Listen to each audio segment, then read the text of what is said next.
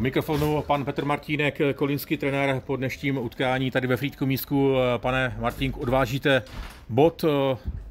Zajímá mě váš komentář k tomu utkání.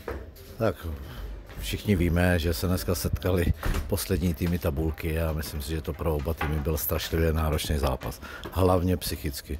Asi nebyl moc koukatelný, protože víme, o co se jedná, takže oba týmy hráli ze zabezpečený obrany a byla otázka, kdo promění nějakou šanci, kterou si vypracuje. No, my jsme chvíli vedli, pak jsme zase tahali za kratší konec toho provazu a v závěru se nám podařilo aspoň vyrovnat, takže bereme bod.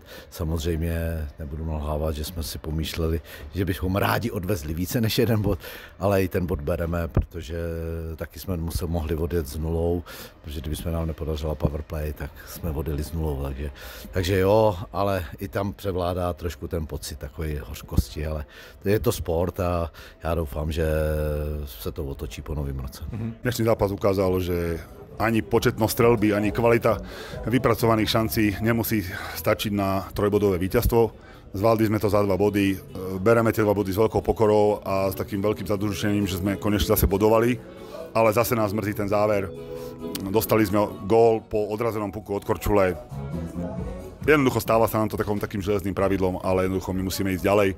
Získali sme 2 body, na to nechcem byť spokojný, ale hovorím, sme vďační za tie 2 body, lebo dnes sme si svojou hrou zaslúžili 3, tým tlakom, tým pohybom, tými vypracovanými šancami.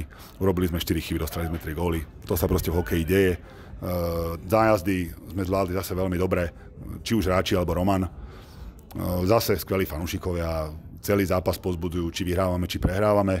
A v podstate týmto by som aj chcel všetkým ľuďom, nielen vo Frýdku a fanúšikom, ale všetkým ľuďom popriať šťastné a veselé sviatky, ale hlavne zdravie.